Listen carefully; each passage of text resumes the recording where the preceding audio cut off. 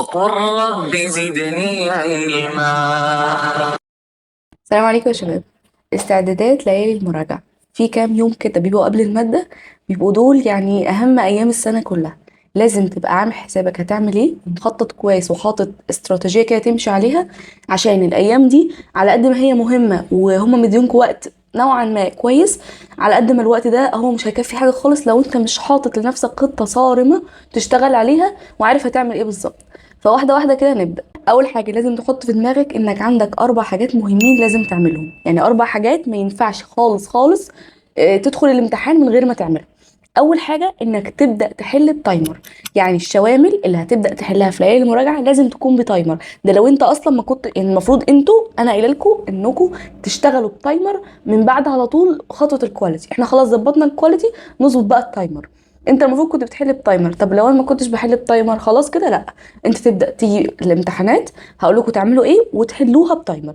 لازم تظبط وقتك، لان هما ال3 ساعات اللي بيبقوا في اللجنه والله مش بيكفوا حاجه خالص. يا دوبك انت بتخلص امتحانك وبتراجع مراجعه واحده. لسه بقى في بابل شيت، في كل شويه الراجل بتاع الصور بيعدي اللي هو بيشوفك انت ولا مش انت، تمضي دوشه اللجان. ال3 ساعات والله مش بيقضوا. انت متعود تحل براحتك والدنيا تمام وكده، لا لازم تظبط وقت.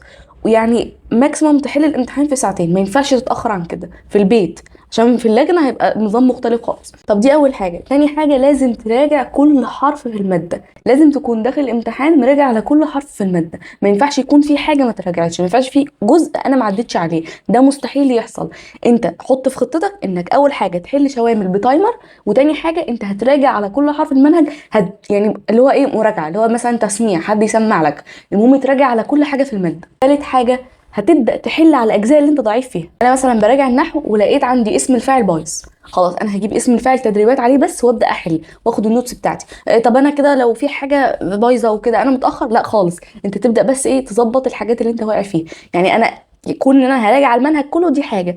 الحاجه التانية بقى اللي انا هجيب الاجزاء اللي انا ضعيف فيها بس بجانب الشوامل اللي انا هكون بحلها، ان انا ابدا احل عليها هي بس، عشان ايه اركز عليها وابدا خلاص بقى اكسر نقطه الضعف اللي فيه. طب رابع حاجه هتفصصوا كتاب المفاهيم تفصيص. ليه؟ كتاب المفاهيم هو الحاجه الوحيده اللي هتبقى معاك في اللجنه مسموح لك تبص فيها. طب مش من باب اولى ان انا ابقى عارف ايه اللي فيه، عارف الصفح؟ لان خدوا بالكم هو كتاب سمك كده، شامل بقى كيمياء وكيمستري، فيزياء وفيزيكس، يعني شامل عربي وانجليزي. فانت مستحيل تقدر تفر كل ده. لازم تكون انت عارف مكان الحاجه. انا كنت ببقى رايحه عارفه ان كذا في الصفحه الفلانيه وكذا في الصفحه الفلانيه، زائد انك تبقى عارف ايه اللي موجود فيه وايه اللي مش موجود، لان هو ده الحاجه الوحيده المتاحه معاك. فلازم تبقى عارف ايه الموجود وايه اللي مش موجود. الموجود خلاص احنا نبقى عارفين انه موجود ومطمنين انه معانا. طب اللي مش موجود نركز عليه، ولو مش حافظينه نحفظه. انما الموجود كده كده خلاص معانا. يعني لو انا عندي وقت ربع ساعه مثلا، انا معايا حاجه في كتاب المفاهيم موجوده ومعايا حاجه تانية مش موجوده، والاتنين مش حافظهم، حافظ اللي مش موجود معايا، واللي موجود كده كده هو معايا وانا عارفه مكانه، فخلاص لو احتجت له هطلعه. طب دول ال4 حاجات اللي انت تحطهم كده تبروزهم وتقول انا هشتغل عليهم. كل يوم تصحى تفتح عينك تحل شامل وبتايمر، وبعد كده تراجعه. اخد بالك انه ما يعديش منك الساعتين. بعد كده تكون عامل جدول مفصل للماده. انا مثلا في اول يوم هراجع النحو، طب تاني يوم هراجع البلاغه، تالت يوم هراجع كذا. يبقى انا صحيت الصبح عملت امتحان، بعد كده عندي جزء هراجعه، الجزء ده بعد ما راجعه هحل عليه. يعني انا عادي كده بحل جنرال. طب لو في حاجه فرض انها ديفكت، حاجه بايظه، اجيبها كده على جنب بقى وهريها حل. يعني دي اللي تقعد تركز على الباقي، هتراجع عادي وتحل بقى كده ايه مثلا تمرين ولا تمرين ولا حاجه. طب الحاجه التانية لا، انا هاخدها انقي مثلا من كل الامتحانات الجزئيه دي بس احلها، بحيث انك تكثف حل عليها، ده المقصود. انما الاجزاء التانية اللي هتراجعها من الماده عادي راجعها مذاكره عاديه خالص، وبعدين حل عليها تمارين عاديه خالص. بعد كده انت معاك كتاب المفاهيم، حمله مثلا PDF على التاب، وبعد كده اشوف انا مثلا راجعت النحو خلاص هدخل على جزء النحو في كتاب المفاهيم، اشوف ايه اللي موجود ايه اللي مش موجود. ابدا مثلا اعرف ان الجزء دي مش موجوده، خلاص انا ظبطتها هنا. المهم ابقى عارف انا داخل على ايه، ابقى عارف الصفح عندي ايه، لان مفيش وقت تدور. فكون خلاص انا عارف الجزء دي كده، تدخل تجيبها وخلاص. وعايزه انصحكم كمان نصيحه، الوقت ده اللي هو قبل الامتحانات ما ينفعش تضيع منه حاجه.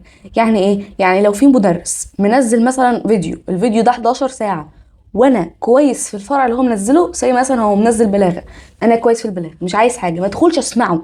انا مش عايز حاجه في البلاغه، انا كويس وكل الحاجات اللي بحلها صح، فليه اضيع 11 ساعه من وقتي اشوف فيديو؟ لا، ما تعملوش كده. مش عشان حد نزل حاجه وكله بيشكر فيها انا خلاص مش عايزها مش هدخلها. ادخل حاجه ايه؟ لو حل شامل، لو مراجعه تركات على المنهج، انما ما ادخلش حاجه بعينها انا كويس فيها اضيع فيها قد كده من الساعات، في حين ان انا الساعات دي ممكن انا فيه ديفكت عندي تاني ابدا اصلحه، ابدا اشتغل عليه. فالنقطه دي مهمه، ما تدخلش تعمل حاجه في الايام دي، او ما تبداش تاخد خطوه الا لما تكون محتاج لها بجد. ويرتبوا اولوياتكم. يعني انا هبدا دايما بالفروع ان انا بايظ فيها. اتكلم على مراجعه العربي، هبدا اراجع مثلا البلاغه لو انا بايظ في البلاغه، او هبدا اراجع القراءه المتحرره واحل عليها. الفروع اللي انت متدمر فيها ابدا بيها الاول. ليه؟ لانك بادئ طاقتك كده، على بال ما توصل لنهاية المراجعة هتكون طاقتك نزلت، وهتكون خلاص يعني الوقت زنق. فخلي الوقت الزنق ده للحاجات الصغيرة، وما تنسوش تحلوا على الأقل كل يوم امتحان شامل. والناس الجدعة بقى تحل واحد الصبح وواحد بالليل، وتراجعوهم وتعرفوا انتوا بتغلطوا بإيه. وأهم حاجة التايمر.